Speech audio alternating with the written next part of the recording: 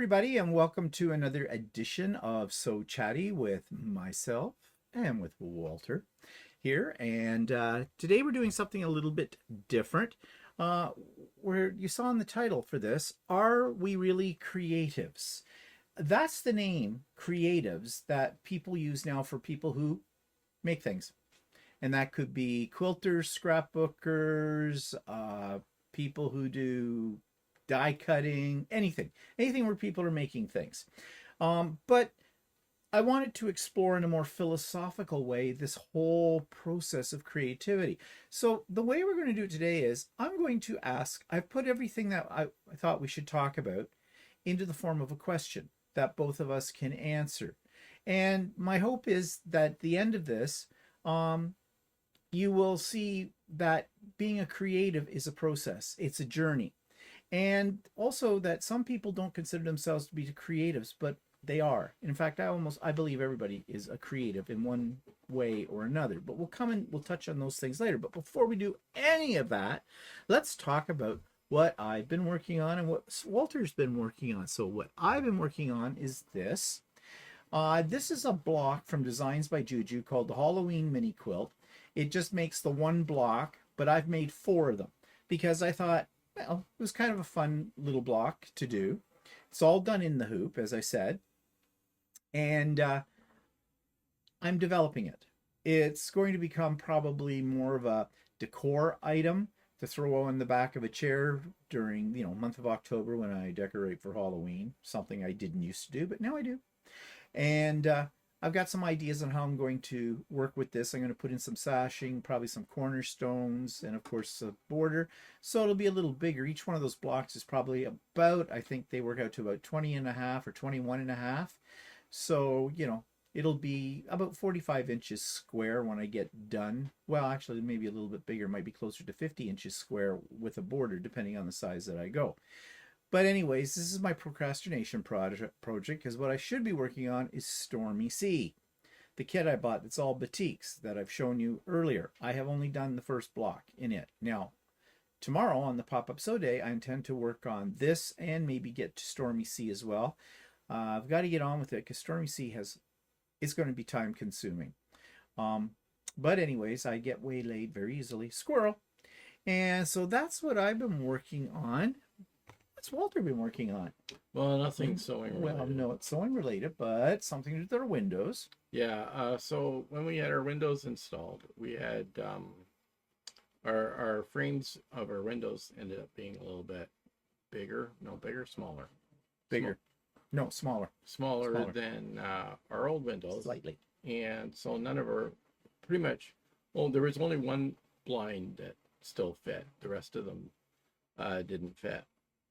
So, and they were only out by about 1/4 of an inch. So you couldn't, and we're inside mounted blinds, right? So in the window frame. And our blinds are not slats. They're a type of fabric that are a honeycomb. Yeah, we're what they call honeycomb cellular or whatever. That's what we have. So. And they were expensive. Yeah, and so I was trying to, rather than buying new ones, I was trying to figure out how I could cut them down to a smaller size so that they would fit. And so I watched some YouTube videos. YouTube videos are great for that. So a lot of people showed that they used a miter saw to cut the blinds down, but there was mixed reviews as to whether you needed a special blade for that or not. But I did end up going out and buying a special blade for it. And it was you need a carbide blade and you need a lot of teeth in it. It's a fine finishing blade. And basically I took the blinds and I taped them up so that they were all stuck together like folded down, and taped the ends up so that they would stay together, and took about 1/4 of an inch off each one with the miter saw. And it worked. I have a miter saw, so I just put a new blade on it. I don't know, when I was over there, putting the printer on pause because I don't know if this camera or this microphone's picking that up background noise. But did you mention the fact that you bought a special saw blade? Yeah, I did. I said that I bought the saw blade that was designed for cutting through aluminum. Yeah. So because most of our blinds had aluminum headrail, we had 3 that had a plastic headrail, but it worked the same for the plastic and the aluminum. It cut through everything, and it cut through the blind no problem either, as if it was a factory cut. So for the price of the blade, which is what, $100? No, yeah, it was about 90. $90. For the price of that blade, we saved a lot of money because there was not a thing wrong with our blinds at all, because they were decent blinds. They cost us a lot of money at the time that we bought them. And we could have easily spent well over $2,000 for new blinds. So yeah, with that, and you got to find them. And that's the hard part. I don't know if you've done any looking for window dressings that are not curtains, and even curtains suck anymore for the selection. But you can't find a lot of places anymore that seem to be into window dressing. So I don't know what people do with them. I don't know. I guess you don't walk around your house naked. But enough about our weekend. Yeah, anyway, so yeah, I cut through them pretty quick. And I did make one a little shorter than I should have, but it still works. It's not that noticeable. Yeah, and then we didn't have to go back out and shop and order stuff and measure and do all kinds of stuff. And the chances are we probably would have had to do custom as well. So as soon as you put the word custom into anything, you know that's well, the ones that we had were custom. So yeah, I know. So now you've done custom. Yeah, you customize the custom. Yeah, with it. So there you go. So we're talking about creativity today, different forms of it. I mean, I'd look at them and go, well, I guess we can't get there from here. And I'd be spending $2,000 on new blinds. But Walter looks at things a little bit differently, and maybe because he's as cheap as hell. But, you know, it's the Dutch in him. But the Dutch are very innovative. They're, you know, I mean, after all, they reclaimed most of their country from the ocean. So, you know, my dad always, I think my dad always tried to find solutions to things. And I sort of, not inherited because of his thought processes and stuff like that.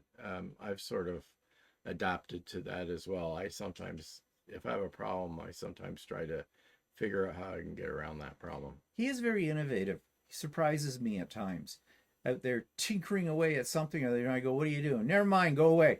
And then he's come up with some solution to a problem that we have been having. Whereas for me, I could probably come up with a solution, but it wouldn't work. So it wouldn't be a solution with it.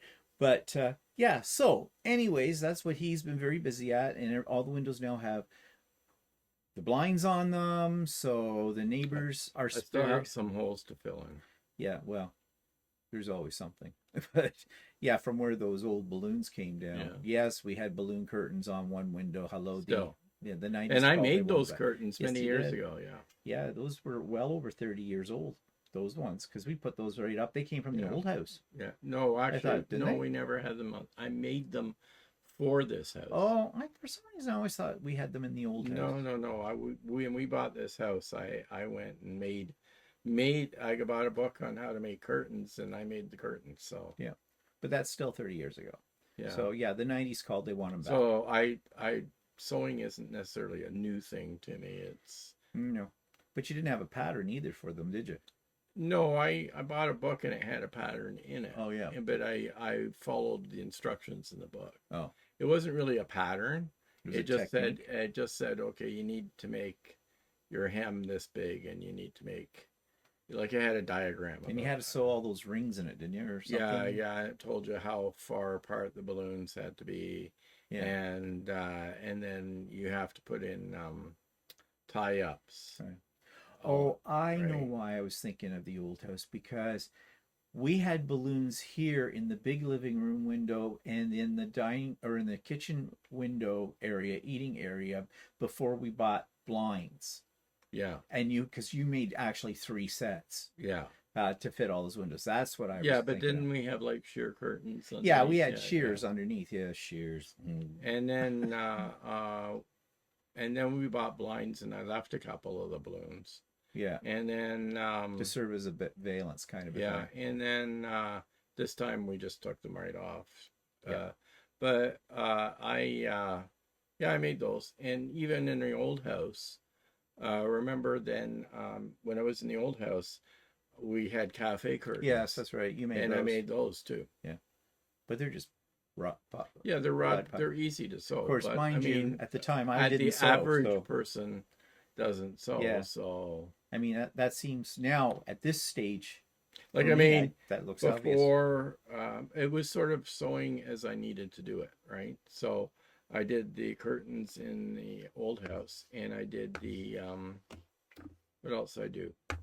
I did Halloween costumes, Oh yeah, yeah, you did the Halloween and I costumes. recovered some of those seats on the dining room tables. That's right. Yeah, the chairs. Yeah, You've recovered them twice. yeah, I've done a second time. Now the next challenge, and I was looking at them again yesterday when I was house cleaning. We have these two bar stools that sit in our kitchen under, like, we have one of those breakfast bar like counters kind of a thing, but it's not that big. We've never eaten breakfast there.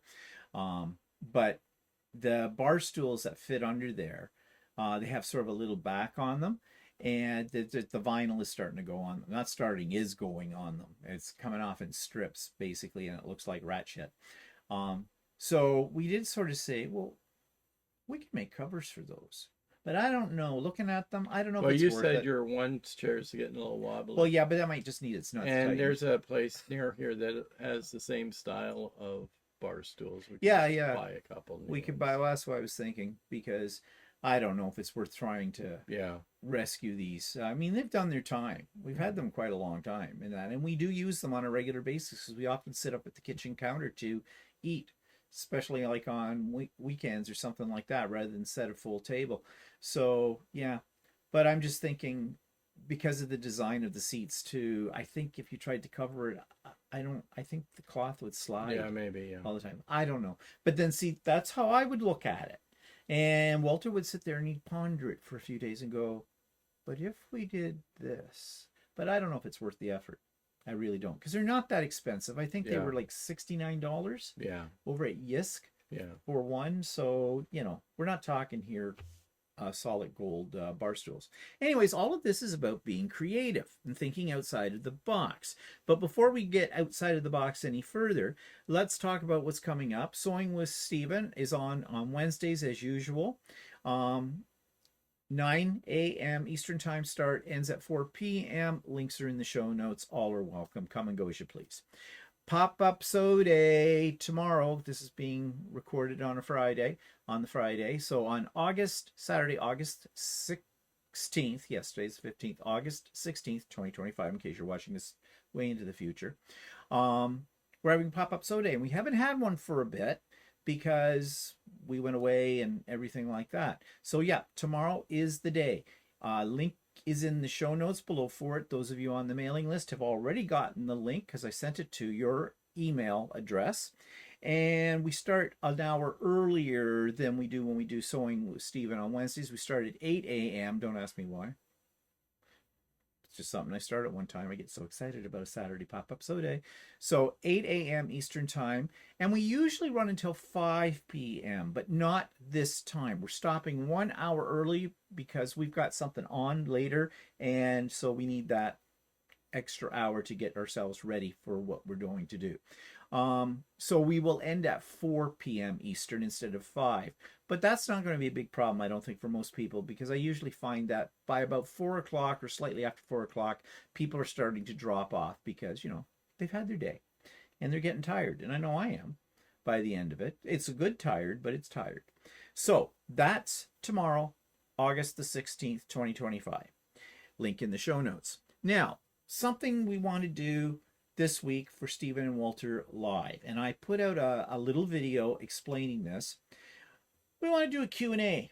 We haven't done a Q&A in quite some time, and due to the fact that I can't think of any topics to talk about, so in that little 1.5 minute long video, A 1.5 minute.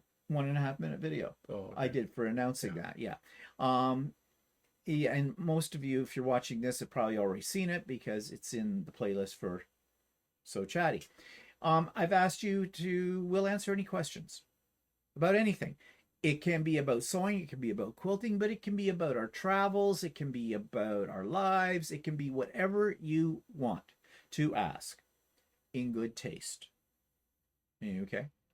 Or we don't mind a few off-color things. That's always fun. But Yeah, it depends anyways, on what they are. yeah, it depends on what they are. But we reserve the right to censor. So if you've got a burning question or whatever you want to contribute to this, and the more questions we get, I think the more interesting it's going to be. So don't hold back. Put them in either in the comment section of this video today or in the little short video I posted yesterday, or send it directly to me via my email address. And you can find my email address if you go, there's a part right at the very first part of the under the description in the comments, not the comments section, in the show notes section.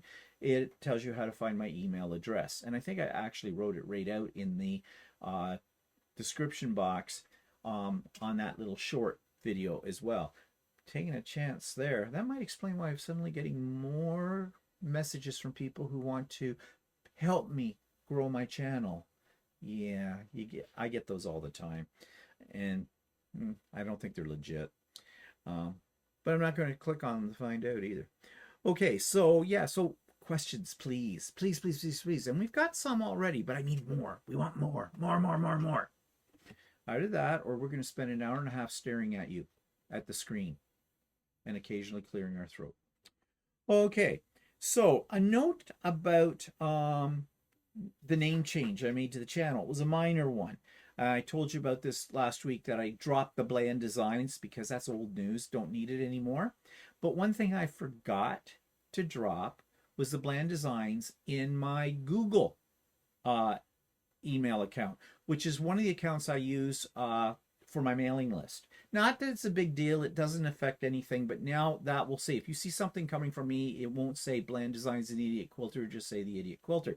But something else I didn't think of, and one of my subscribers mentioned it to me. If you're subscribed to our channel, and if you're not, why not?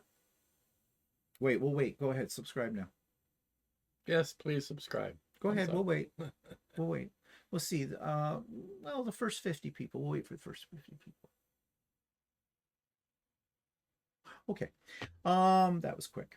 All right, if you are an existing subscriber, you might not get notifications even though you've clicked on the bell icon. Now, we all know how well that works, right? But your account may not notify you because it's looking for Bland Designs and the Idiot Quilter, not just the Idiot Quilter. So all you need to do is unsubscribe and immediately resubscribe, and that will, and push the bell thing again, and that will correct that problem. Okay, so I don't know, this is what one of my subscribers said was happening, and that makes sense. I hadn't thought about that. So it doesn't hurt though every now and then to go into things, not just our channel but other channels you may have been subscribing to for a while. And apparently YouTube has this thing about clearing out stuff. So if you haven't been to a site in a while that you have subscribed to, the algorithms on YouTube take it upon themselves to go, oh, you're not interested anymore, so we'll just stop that. We'll just undo your subscription. Yeah. So it doesn't hurt. If you haven't heard from somebody in a while, you know, it's something you've been watching, go to their channel, hit unsubscribe, hit subscribe again, and hit the bell icon to get that. This is just one of the things YouTube does. And they screw around with us all the time, both content creators and you, the viewers. Okay, so I thought I'd bring that up. All right, that's hopping into our main topic.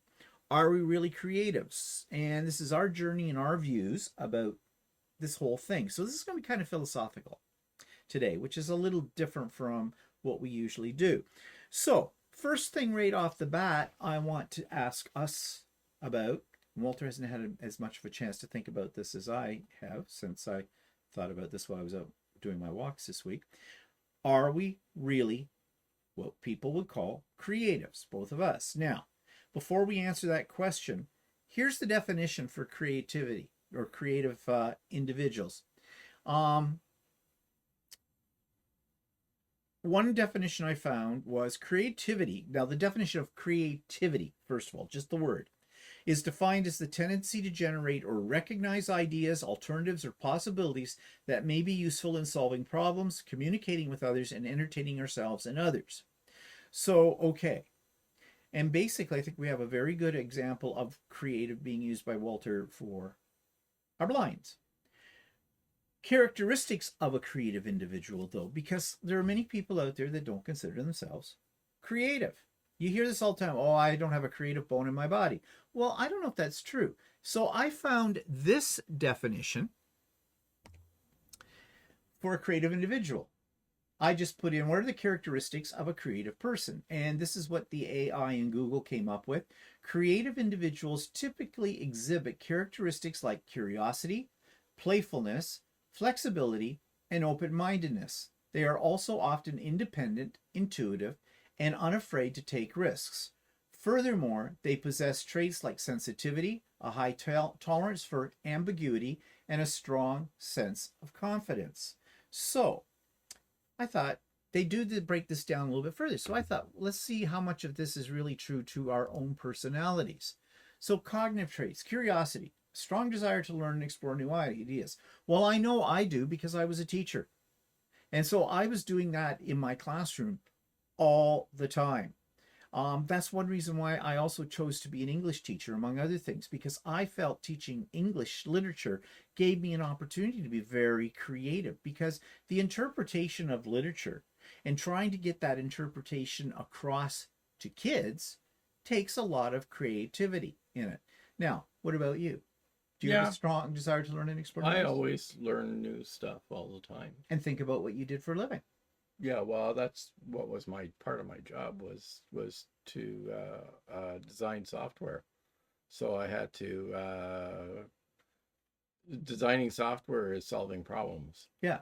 So that's what and when something went wrong with the software, you had to be creative in trying to figure out what happened or why it was wrong. Yeah. So then the second one is flexibility, the ability to adapt to new situations to generate diverse ideas. So would you say you're flexible? Yeah, I think so. Hmm. No, I think I do have I do tend to be a little bit. I think you're flexible, yes, but you're flexible in a controlled manner. And what I mean by that is once you've got your mind made up that this is the way something should be done, you will stick to that. And am I flexible? Yeah, I have to put up with him. So I'm definitely flexible. Well, what happens a lot of times with me is that I'll say, no, this has to be done this way. And then as I get to thinking about it, I may change my mind. Yeah. So saying that either one of us is absolutely 100% flexible, it depends on the situation and what it is we're trying to achieve. But sometimes, well, that brings into the next one, open-mindedness, willingness to consider different perspectives and new possibilities. I think I'm fairly open-minded. I had to be, given what I did for a living, because I managed a whole group of people as the department head, and they were all creative people too, as teachers. So when we go to have a meeting, a department meeting, and we had something we had to solve, because there was new curriculum or new rules or something came up, we would often brainstorm about how we were going to handle this. And some people were very flexible, very open-minded to it, but I worked with a few people who, no, it was their way or the highway. And then I had to be very open-minded, and my first gut reaction would have been to say, no, you're wrong. I'm the boss, do what I say. But I knew that wasn't going to go over well. So I would listen to them, and I would try to think about how I could at least take some of whatever they were saying and incorporate it into the vision that I had, so they would feel that they had been heard and that, their opinion, their ideas were not to be poo-pooed. And you had to do the same thing with kids as well. I mean, I think some people think, and that's probably from their experiences when they went to school, especially people of my generation and older, teacher was always right. You had to do what the teacher said to do or you'd fail, kind of a thing. Well, that's not how teaching is today. There may be still a few teachers out there that do it that way, but when I went to teachers college and everything, we learned that there's no such thing as a stupid idea. Meaning you have to listen to what kids have to say, but then you shape it. You help them shape the idea, and you might often help shape it to your way of thinking, or what you know is the way you have to teach something. So, are you open-minded? I think I am, but I have a rigid part. Yes. You do. I in my job I had to be open-minded because I would think of a solution to a problem for computer programming, and then somebody else would bring up a different idea, and we'd have to consider that. Yeah. So, I mean, I'm always willing to listen to what somebody else has to say, and then decide, no, decide whether to do it that way or my way, or whatever. Or they take the highway. Yeah. No. I'm not that unflexible, but I won't immediately say, if I hear an alternative thing, I don't immediately say, yeah, that's a better idea, unless it is actually a better idea. Okay. So. Well, then there's fluency, the ability to generate a large quantity of ideas quickly. To me, what that is the same as, and it's something I used to do all the time as a teacher as well, and I still do to this day, is brainstorming and mind mapping. And in fact, I use brainstorming and mind mapping to come up with this topic today. I just wrote down everything that went with that word creativity. I branched it out. I used to show kids how to do this for developing essay topics and things. And I'm a great believer in brainstorming and in mind mapping. I do that with my quilting projects too, especially if I'm trying to design a new pattern or something. I will brainstorm with myself. And brainstorming also means not just keeping it here in your head, committing it to some form of written, whether it's on paper, on your computer, whatever, and you do not dismiss your ideas. You just let them flow. You go back in and become more judgmental and start deleting the things that don't work afterwards. But you have to just get it all down. And it's a big mess when you first do it, but then you start to shape it, edit it, and that kind of thing. So that's what fluency means to me. What's fluency mean to you? I mean, I do, when I've got a problem I have to solve, I do think of various things I can do to solve that problem. So that's I mean, like with the blinds, for instance, I didn't really even think about cutting it with a saw, but I thought of filing it down or cutting it other ways. And then it wasn't until I searched for it on YouTube that I found all these other videos about people cutting it with a saw. So, and then there's originality, the capacity to come up with novel and unique ideas. Well, I think you do tend to be original, because you do come up with some solutions to things that I would never have thought of before. Yeah. But I also think that I can be original as well, because I'm always trying to think of things that haven't been done already. People ask me to do tutorials or sew-alongs here on the channel, and my answer to that is I don't do those. And the reason is, well, I've done some sort of minor tutorials, which I tend to call demonstrations more than tutorials, because YouTube is full of tutorials.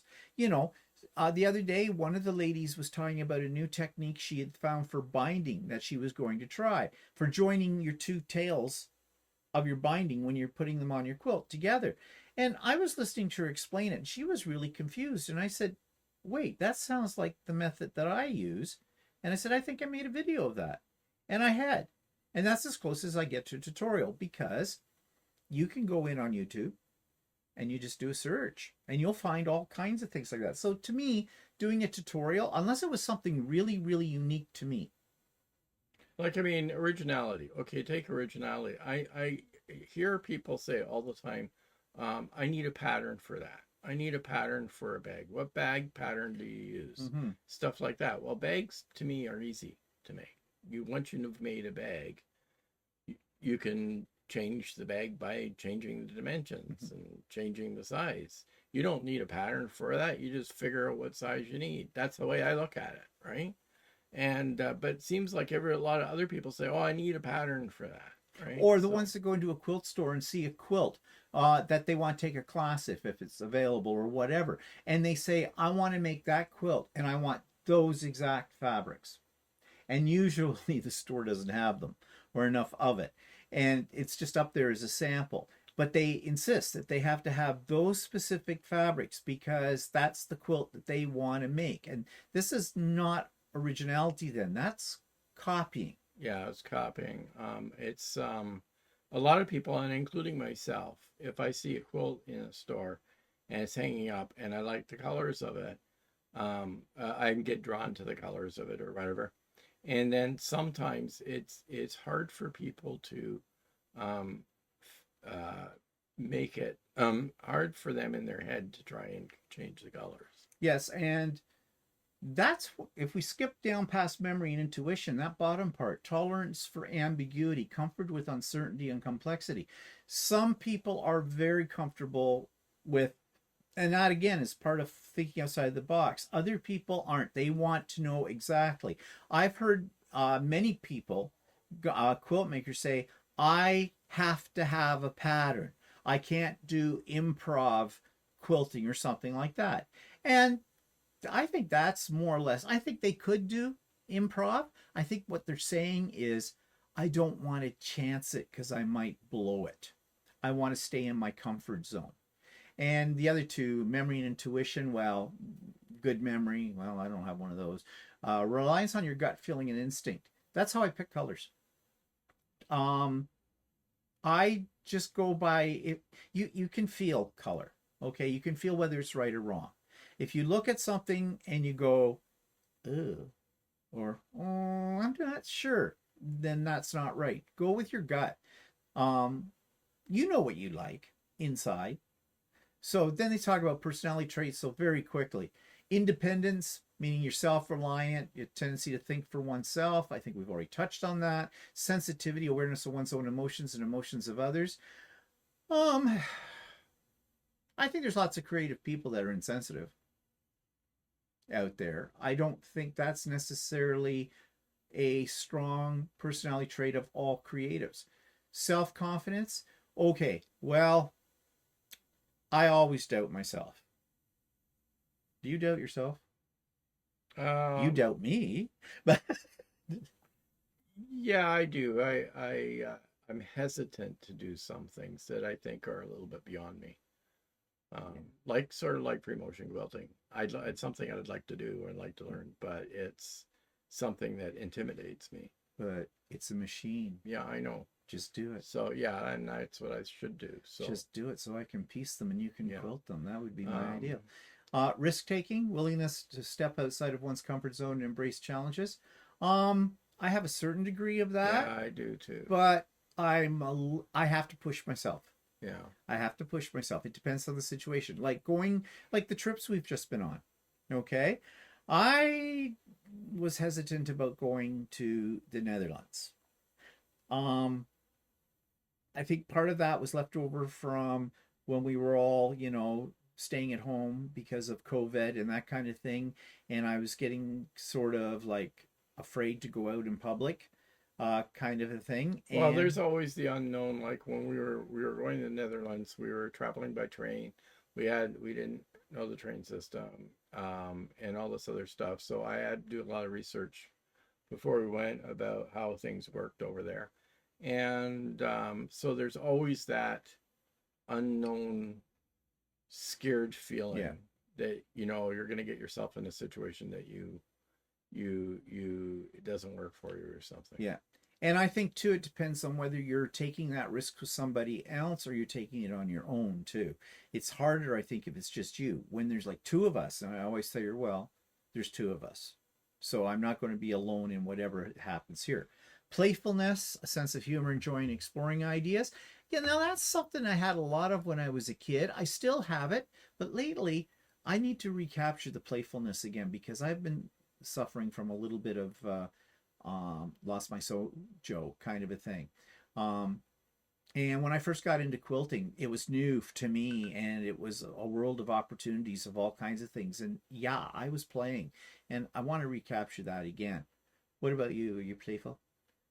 I tend to be a little bit more reserved in some ways because, like the shirts that I make, I still make the shirts pretty much all the same way.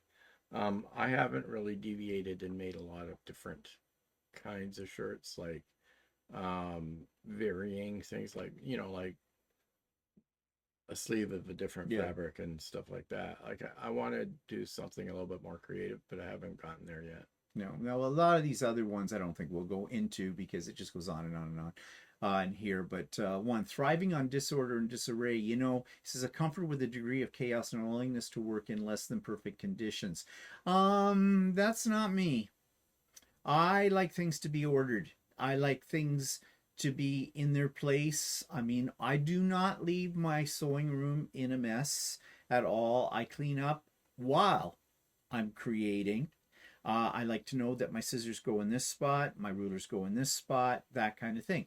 Walter, not so much. I won't call it chaos. I like a certain amount of organization, but It's disorganized chaos. Or no, it's organized I've chaos. never been very organized. And that was the biggest complaint ever about me, was that I tended not to be very organized. So, and I used to have to force myself to organize. Well, yeah, I mean, I always make fun of Walter's room, and that floor space is just Well, another basically, dimension for storage. But yeah, it's basically, I don't have any room for it. but he actually is organized.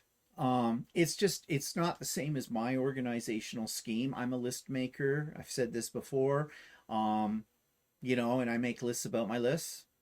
Like I tend not to. Okay, when we pack suitcases, for instance, he has a list of everything that goes into a suitcase.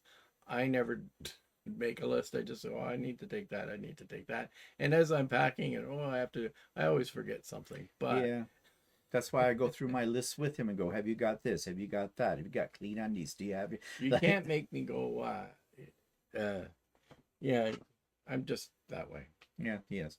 But it's not though, but some people, you go into their sewing area or whatever, and it's piled high. And some of those people are the ones that can go, yeah, I know where that is. They reach in the middle of the pile and pull it out. Yeah, I used to work with a lady, and her desk was full of papers, all kinds of papers, all over the place. And everybody used to say, "How in the world can you work? You've got all this junk on your desk, right?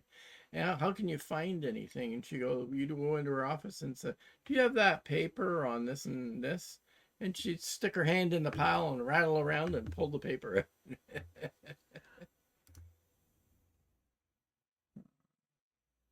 I don't think I have that there.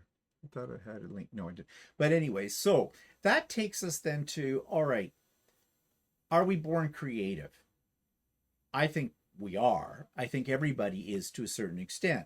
And I think there's other factors that affect that. But this is what I want to turn to next. All right. Have we always been creative? And if so, why? Well, first of all, there's something that the term is they use now, creative play. Montessori schools are based on this idea of creative play. The idea is self-discovery.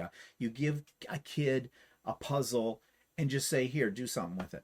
Or you give them a box of Legos and say, just do this. And they build something and whatever it is. And it comes from their imagination. They have very little direction as to what they're supposed to create. And that's been a biggie in education for quite a few years. I remember at one point in time, they were telling elementary school teachers, in order to teach kids how to spell and things like that, let them write something, but just let them write it and accept however they want to spell it. You come back later and help them to correct it. But I guess the idea is, if you, like the way I learned in school how to spell and why I can't spell, is basically they were doing phonetics and I could never sound out anything. I still can't.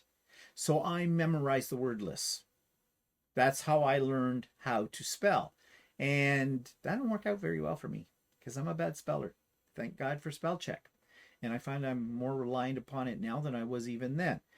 But as far as play was concerned, I always did creative play because I had parents. My mother, summertime, come.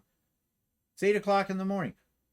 What are you kids doing laying around the house? Get out there and play. Well, what am I supposed to play with? I don't care. Find a rock. Be creative. She'd kick us out. Don't want to see it till the streetlights come on, kind of a deal. Different time period. Well, you found things.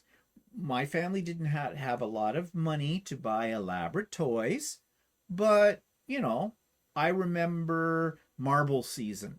You have a bag of marbles, and we as kids would go to the big piles of dirt To lose your marbles. and lose my marbles. So I usually did too, because I was a horrible marble player. But we would build marble mazes. You know, we would take stones and sticks to make these tracks on a hill of dirt, kind of a thing, little, and roll our marbles down, have races. Guess what?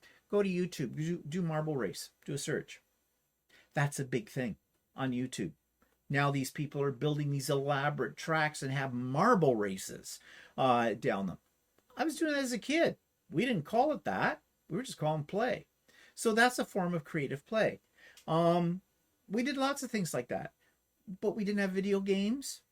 And in my household's case, we could only get 2 channels on TV. Yeah, same with me. And it was black and white. Yeah, So, I used to play with kids.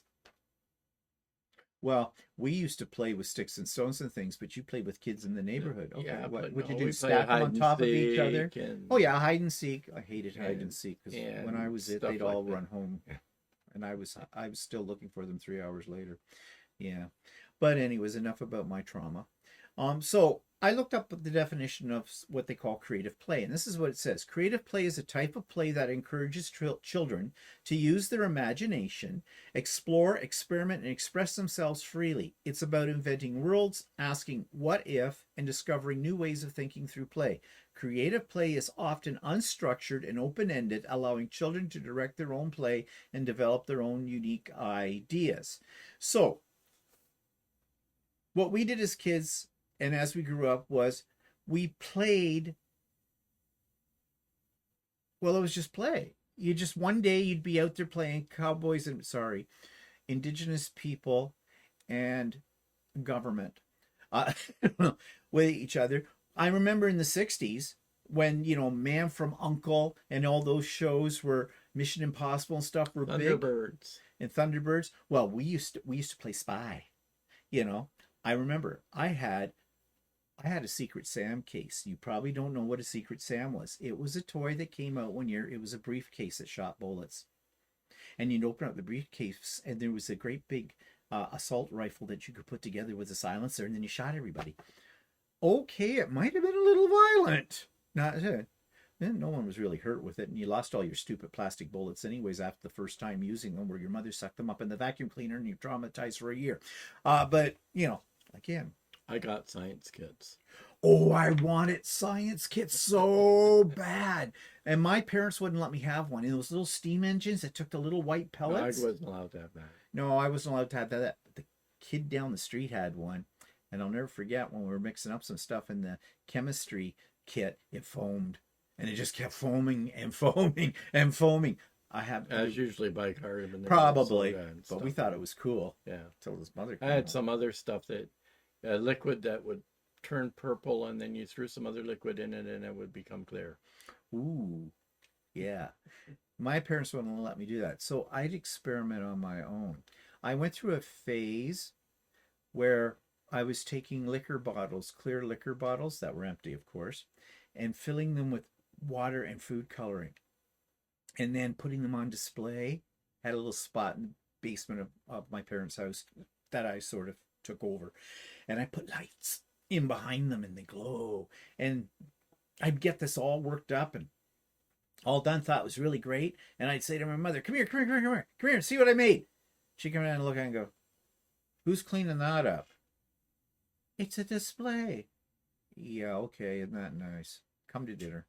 So yeah, so I used to experiment with all kinds of things, and this is what I'd hear a lot. It's awfully quiet down there. You better not be making a mess. My mother's was most concerned with me making a mess. Well, I probably was. I had a lot of trouble with paint.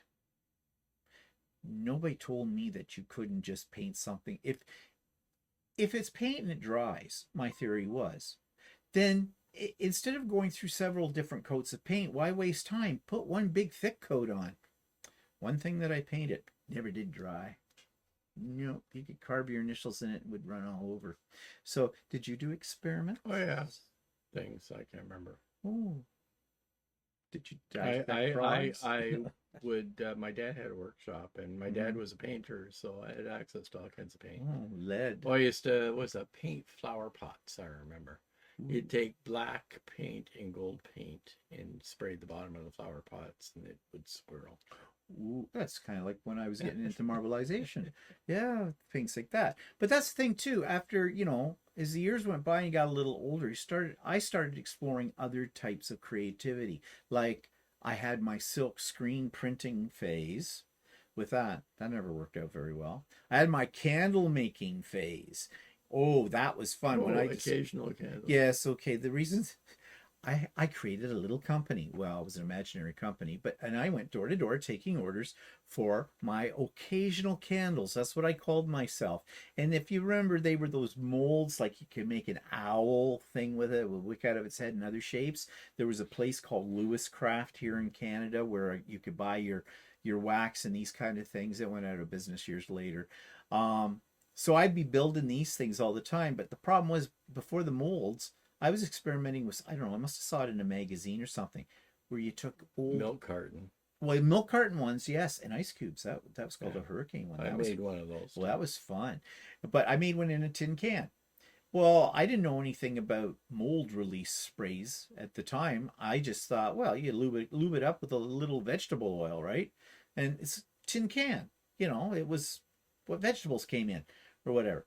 I lubed it up. I poured it in my wax. I had just learned how to whip wax with my mother wasn't happy about that with her hand beater. It was one of those ones you crank. Yeah. Okay. So yeah, did kind of wreck that. But you'd beat up this wax, which was kind of dangerous because it's hot wax. And it all over the place. And you'd ice the top of this. I was really proud of this one candle. It looked like a little ice cream sundae. The neighbor next door loved it. She says, "Can I have it?" I said, "Sure." I was flattered. She wanted it. I said, "Sure, free. There you go." Apparently, it blew up real good. She had it on top of a table or something, and she had lit it, and she lit it several times over a period of a few days, and it was fine. But there must have been a pocket of the vegetable oil got in between some layers of wax, made an air pocket, and when the wick got down to that, it superheated it, and it blew like a volcano, and it went really good. It was only a little candle. There was wax on her ceiling where it blew up. So my father says, "Yeah, the reason you called it occasional candles is," and it killed my business. He says, "Occasionally they blow up." So yeah, I had years of fun with that. I learned how to macrame, and I did that. I crocheted. I tried knitting. That was a disaster. Knitted a square, it came out as a triangle. Then the cat ate it and had to have an operation. That's a story for another day. Uh, with that, so did you do anything like this? I did photography. Ooh, does she like I photography? developed my own black and white photographs, and then I progressed into making color photographs. I wanted to do that, but again, It's messy. messy and expensive. It was in the day. It was especially color. Yeah, It was so expensive. no, I did that for quite a while. But here's the thing, so we did these things when we were kids as we were growing up, because I was always constantly working on something right to this day. So did our parents support our creative endeavors? Were your parents Yeah, my supportive? parents kind of liked the fact that I was doing photography and stuff. In fact, at one point in time, I wanted to be a photographer. I was going to say, but I could see doing photography as leading. Your parents might thinking, well, that might lead into a very lucrative career. So I did pre-digital that for a while, and so I'm kind of glad I didn't get into it because of digital. Yeah, I know. So I was just thinking that. Well, my parents were not unsupportive. Maybe that's why to this day I can't have a mess when I'm being creative, because I hear the voice of my mother going, "Are you making a mess down there? You better clean it up." I did the photography until I really started working full time, and then I became more interested in my work than photography. I mean, I know another thing I just remembered when I was in grade 7 or that, and I took shop, and I would have rather taken home ec, but they didn't let the boys take home ec, and they didn't let the girls take shop. So I was really fascinated with the lathe. At one point in my life, I always thought I'd like to have a lathe. So I started making a jewelry box using the lathe. It ended up as a salad bowl. Don't ask me how that I happened. made one of those in shop class And it had too. holes in the bottom of it. And I gave it to my mother as a Mother's Day gift or something like this, and I was really proud of it. And that the salad bowl. Well, she looked at it and she says, "And what is this?" I said, "Well, it's not a jewelry box." That's what it started out as. I said, "It's a salad bowl." Oh, okay. First time she used it, and then she used it once, and then never saw it again. And I said, "Hey, years later, what happened to that salad bowl?" Oh, I said, "You never use it." Well, she says, "It's got holes in it." I said, "What do you mean it's got holes in it?" Well, when you put a piece of block of wood on a lathe, right, it you kind of screw it in the base, but I had cut down a little too far, and so I had 3 holes in the bottom of it, little ones, but a little salad dressing runs out of that. So that was the end of my career with a lathe on that. So were your parents creative? Yeah, my dad was pretty creative. He came from a creative family. His dad was a painter, and he did the wood carving and Hmm. stuff like that. And he was a house painter, but he also painted, um, you know, landscapes and stuff like that. See, my And dad was kind of like you.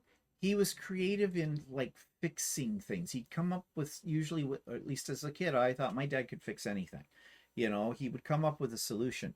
My mother knit, but not a lot.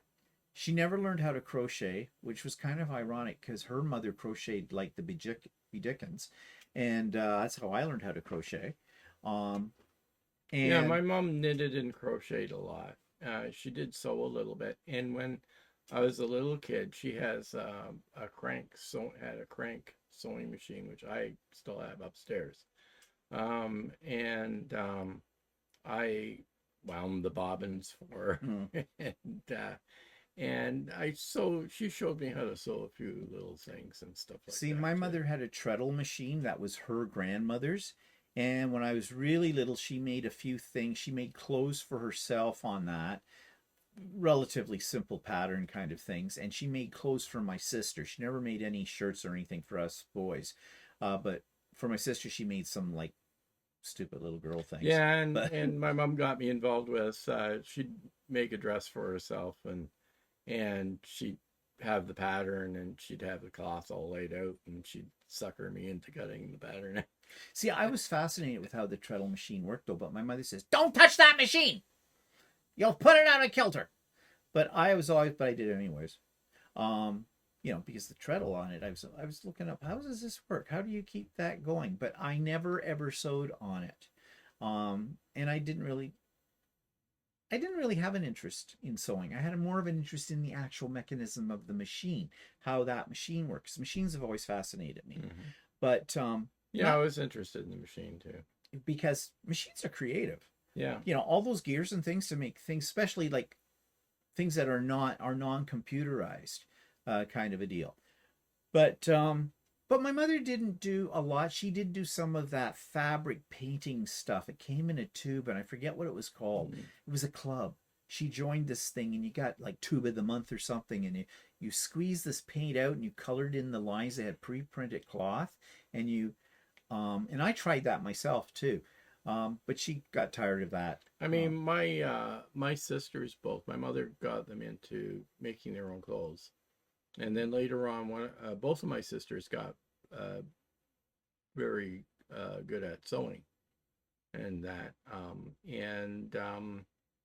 My one sister had originally had an embroidery machine that she got, one of the first ones that came out, and so yeah, I was kind of fascinated by that. And um, I had when I first moved into a house, one of my sisters offered to make me some rod pocket curtains for the house, and so I went out and bought fabric with her, and she made the curtains for me. So, so that really is more the question here. what were we attracted to the most in creative, like what we call now creative play, but when we played, what attracted you? What kind of things did you like to play with?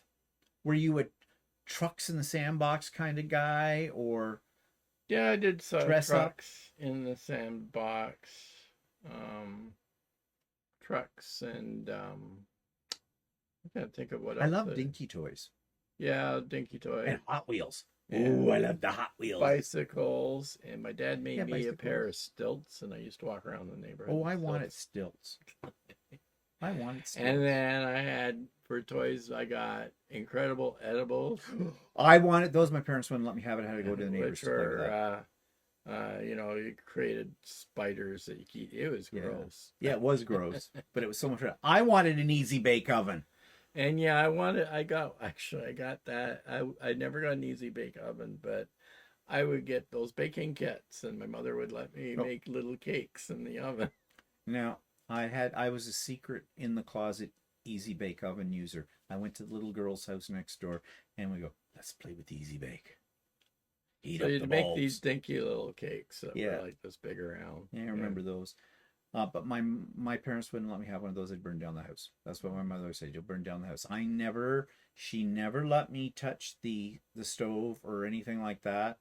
Um, And my parents never really cared whether it was a boy toy or a girl toy that much, but I don't think my parents cared that way about it so much.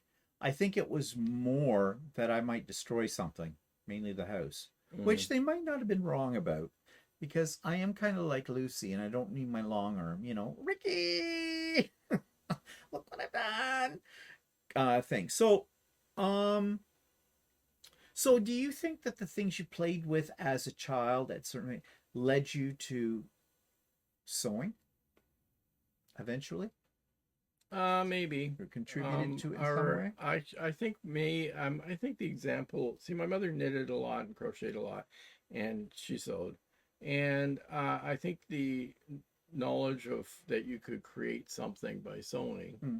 um, maybe led me into well, because I mean, even when we first got together and I did some basic sewing curtains and Halloween costumes and And stuff let's like not that. forget about your rug hooking. Oh yeah, I did rug hooking Here's a too. hooker. Yeah. I bought these Showcraft kits. They were expensive, but they because they had real wool in them, and I did that, but I got that from a friend of my parents. Their daughter did that, so I thought, well, that looks good. I wouldn't mind doing that, so I did that See, for a my while. my grandmother did what we would now call today fiber arts. She crocheted, she knit, she quilted, and I don't ever remember seeing her quilt though. With that, she sewed, of course, and she was into all kinds of things like that. My other grandmother painted, and she was very experimental in the techniques she used to paint. Was she a great painter? No, but she had fun doing it, and so those things all influenced me because I wanted to make too. But painting, especially, now that I've always sucked at. I did the paint by Oh my numbers. God, paint by blobs. That's what mine looked like. I'd get this damn thing all done together and I'd show it to my parents and they go, and that's supposed to be what? Why, it's a swan. Tilted the other way. No, still not getting it. Of course, there was the problem about paint drying. I was too impatient. I mean, you do all the number ones first, right? But you'd have number twos that might be touching in number one. So you had to let the paint dry before you went to the next one. I didn't. I'd just go dry enough. And then it would I think I become, used to do that too. it became an abstract. But see that I don't really find that that's necessarily creative because you're just following a number system. And the same with the rug hooking. I had this big piece of canvas that had all the colors marked out on it, and you just followed whatever color you had to do. You know, Yeah, well, it's kind of so like this new version of paint by numbers, except they call it diamond dots. well, it's sort of like what I think paper. What do you call it? paper Paper piecing is. It's sort of like We're going to get horrible I'm comments from that. I know. That's why I don't really like it. It's like, okay, put piece number 1 here, so I put piece number 2 here, so I know. No hate mail about that. If you enjoy it, then that's your creative outlet. You do you. Okay? I just, it's not my cup of tea. All right, so we've been talking about other people too. So are all people creative in the same way, or are there truly individuals who feel they do not have a creative bone in their body, and why would they think this? Well, you hear this all the time. I will say to people, I can't draw, and I wish I could. And yeah, I can't draw. I've tried. I don't draw well. No, I can't draw. Except when I was in kindergarten, I made a moonscape that was really great. Ooh. I don't know how I managed. I shadowed the craters and everything. Wow.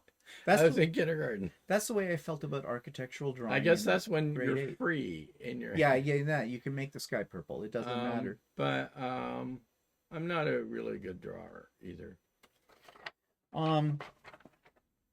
Yeah, but I think everybody has a little bit of creativity. I'm fascinated by the people that do art quilts that they look very creative and think outside the box, and it's something that I admire, but I'm not sure if I can do or not. Well, I looked this up. I said, how is creativity affected then? Because I think we've already alluded to the fact that we were affected by of what things it was that we like to play with, people around us, their reactions to what we created, what they were creating, if they were doing anything like that. So I found this, says creativity is influenced by a complex interplay of individual characteristics, social factors, and environmental conditions. These can either enhance or hinder a person's creative potential. Factors like personality traits, mood, and cognitive abilities play a role, as do the social and physical environments. And they start with fixed mindset, believing that abilities are static can limit one's willingness to try new things and experiment. And we've already talked about that. People who don't think outside the box, or who are stunted in their creative growth because they truly believe they can't do these things. Well, you don't know unless you try. But, I think you should try everything once and think outside of the box and challenge yourself. Okay, what's the worst thing that can happen? It didn't work, or you don't like it. Like paper piecing. I don't like it. I've tried it. I don't like it. So why waste my time on something I don't want to do? But that doesn't mean that I'm not creative. I'm just not creative at that medium. And they go on here to talk about negative mood.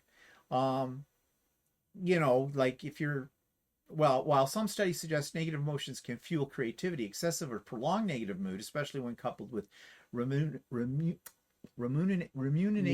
okay, whatever, can hinder creative thinking.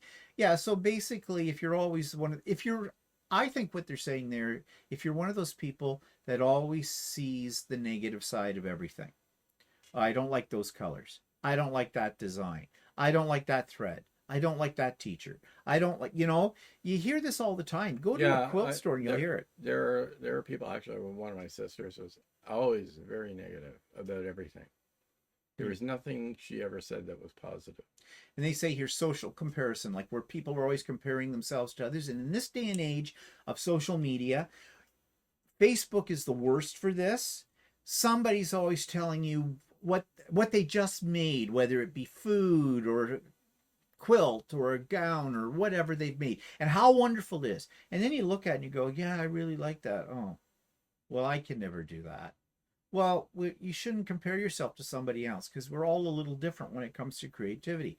High levels of stress, it says, excessive stress and anxiety can negatively impact your cognitive flexibility. And I think what they mean right there is if you're not happy, if you are always in a negative mindset because, things are really bothering you, yeah, I mean, being creative is supposed to release stress, and it does for some people. But if you're really, really depressed and stressed out, chances are you won't be very creative. And then they talk about some of the other things that we already touched on before. So we've already touched on, I had here, have we been influenced by other people or events in our lives? Well, yeah, we've already talked about that. But one event that I want to say, and this goes back to why not why, but one of the reasons why I consider myself not an artist in the terms of being able to draw or paint. In grade 8, I loved art. I loved art class all through school. When we had art class, that was great. I loved it because it appealed to my sense of play and being creative. And I wasn't necessarily very good at it, but that didn't bother me then. So when I was in grade 8 and we're picking courses for high school, going into high school, I wanted to take grade 9 art. You had to have teachers in grade 8 sign for different subject areas because things have been divided out into subjects when, at least here, when I got into grade 8.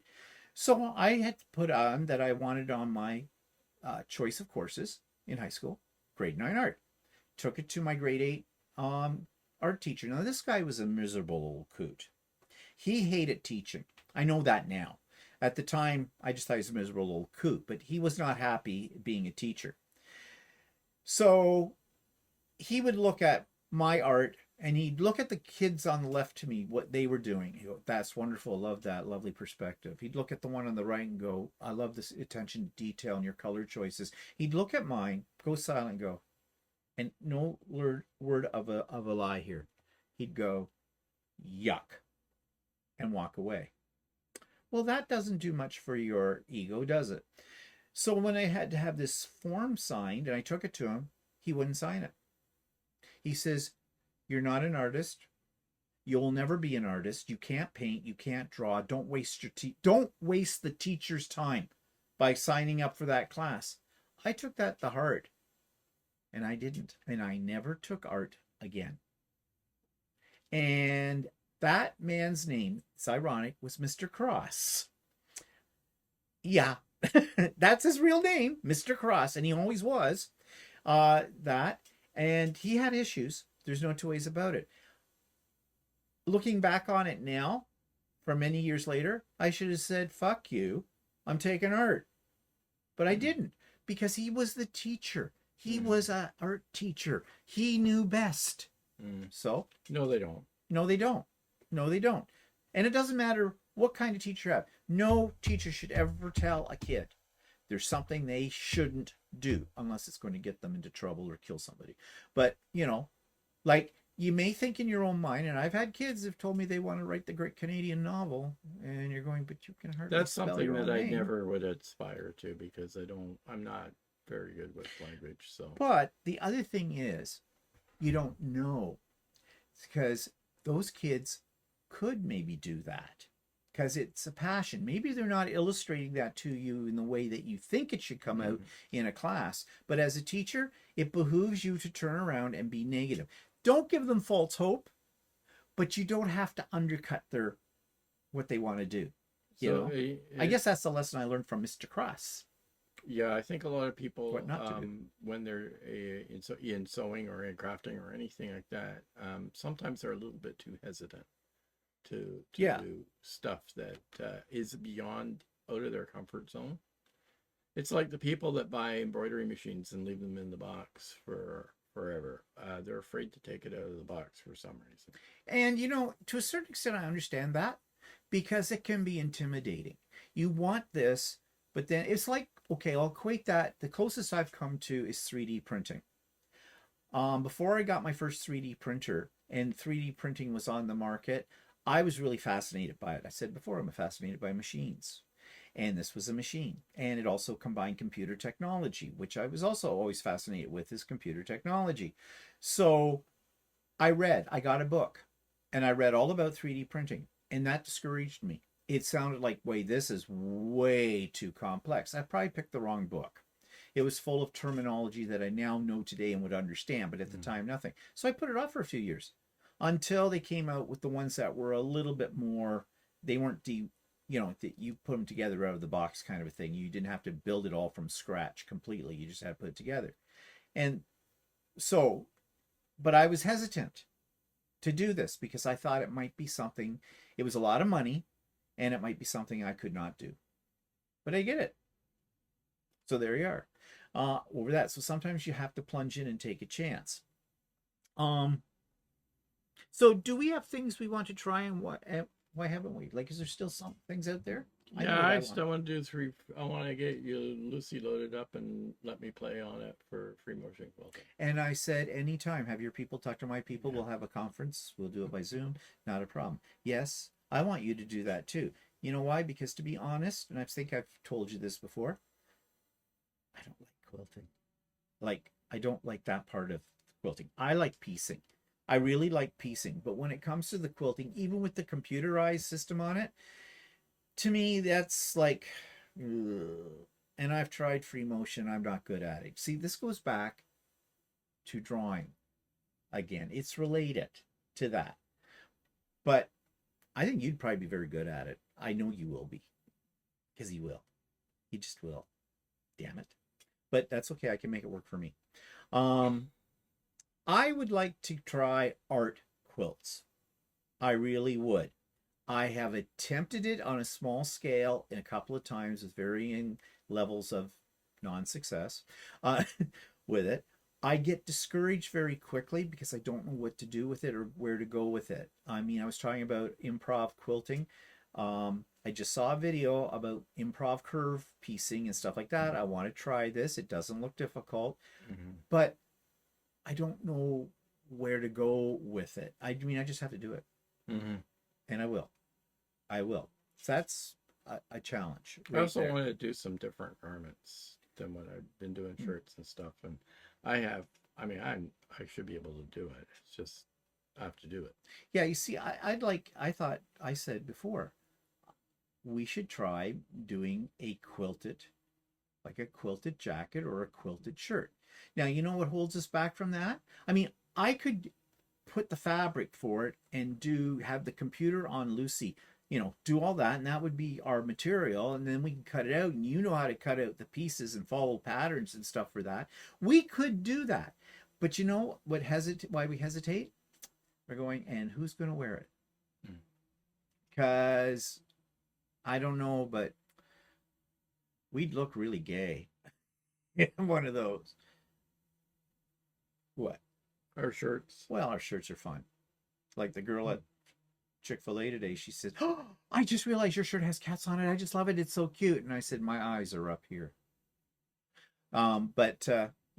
But yeah, that would be fun to try. We have to try it. We've said we were going to try this at one time, but Mm-hmm. and some of you remind us of that every now and then. Mm-hmm.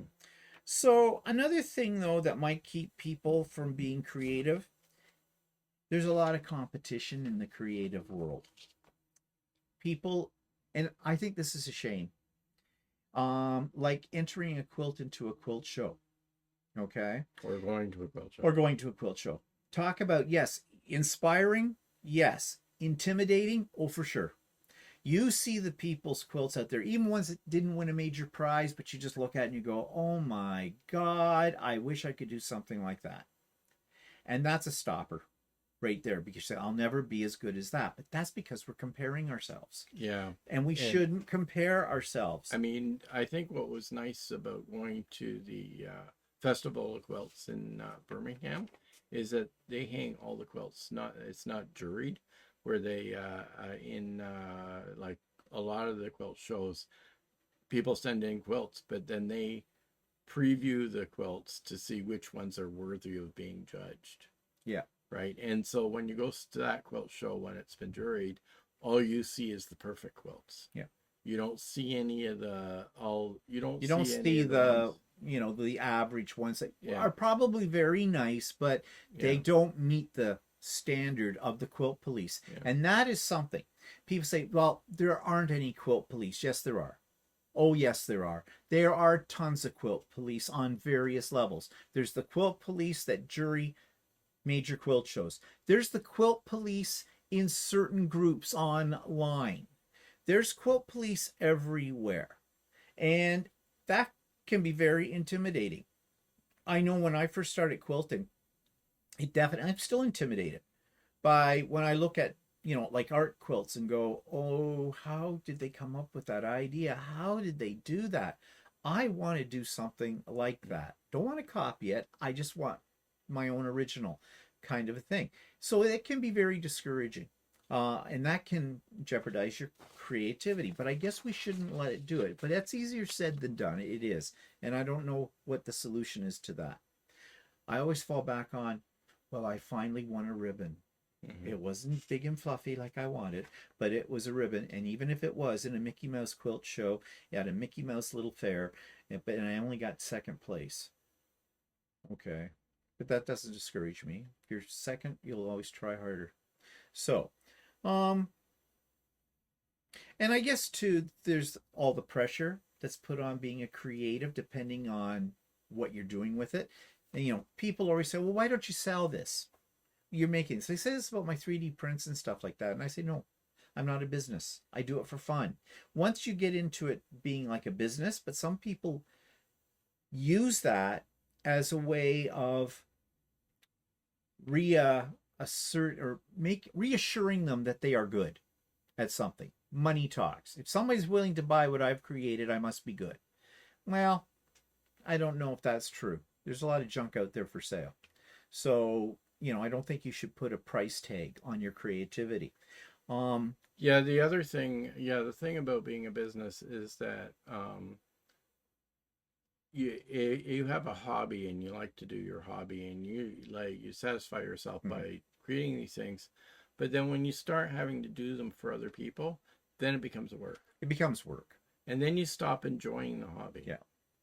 And then you've sucked all the life out of it at that point and out of yourself too. So one last thing here, because I've skipped over certain things I had brainstormed, but that's okay. Have we ever just wanted to stop being creative? And what I'm saying there is it dovetails on this pressure. Just you feel just too much pressure put on yourself. Just, I don't want this headache with it. Well, for me, there have been times like this whole channel of mine that I've had. This is one of my creative processes, putting this together. And there have been times where I've thought, why am I doing this? I don't do it as a business. It's supposed to be fun. Sometimes it's a bit of a chore because coming up with topics every week. Or doing a So Chatty every week. Or doing So Chatty. Yeah, So Chatty is becoming, I need suggestions, people. We need suggestions. I keep asking for them. No one's given them to us. Come on, people. We need suggestions. But anyways, I feel this. I've always been involved in creative activities in my career, in my personal life, that kind of stuff. If I was to stop being creative, I think I would just roll over and die because there'd be nothing to live for. Because around every corner is another creative opportunity, an opportunity to learn something new, something that takes you outside of your mundane routine of doing the same thing over and over again, something that forces you to think outside of a box. And I think that is the bottom line for me about what creativity is all about. It's keeping this going. The rest of this is falling apart, but as long as this could keep going. Of course, I don't know with my memory anymore. What about you? Yeah, I think doesn't really matter what I'm doing or whatever, whether, I didn't always sew or whatever, but have always thought about, fixing different things or doing different things whether I built things and stuff like that. And that's ongoing with me as well. And I always like learning new stuff. And that explains why you're always buried in the computer. You're learning about all kinds of different sexual positions. No. But anyways, so yeah, today's was a little long. Well, what aren't they? It was maybe a little different than what you were expecting. It was a little. How do other people think about creativity? Yeah, put your comments down below, and we'll share those on a future So Chatty and that. See how other people think about being a creative, and just being creative as well. Just a reminder for Stephen and Walter Live, send in your questions. You don't have much time. It's only in 2 days. So we need them. Anything. Ask us anything. Okay? Please do. Ask us anything. And if you've got suggestions for what we could talk about or work with here on So Chatty, please please. And you know, there's no such thing as a stupid idea. Well, actually there is, but I can make something out of those. Okay, I'll just brainstorm in the whole bit. But your thoughts, your suggestions help me to create us to create something out of that, because you know there's always avenues to pursue. Okay, any final words? No. Okay. Just everybody get those sewing machines out of those boxes and create. Yeah, really. If you're one of those people that's got your embroidery machine or a new sewing machine in a box and it's been there for 2 years, get it out. They don't bite. Okay. Have a good rest of the week, and we'll see you again soon. Don't forget about Pop-Up Sew Day this coming Saturday. Links in the show notes, and we'll see you later. Bye, everybody.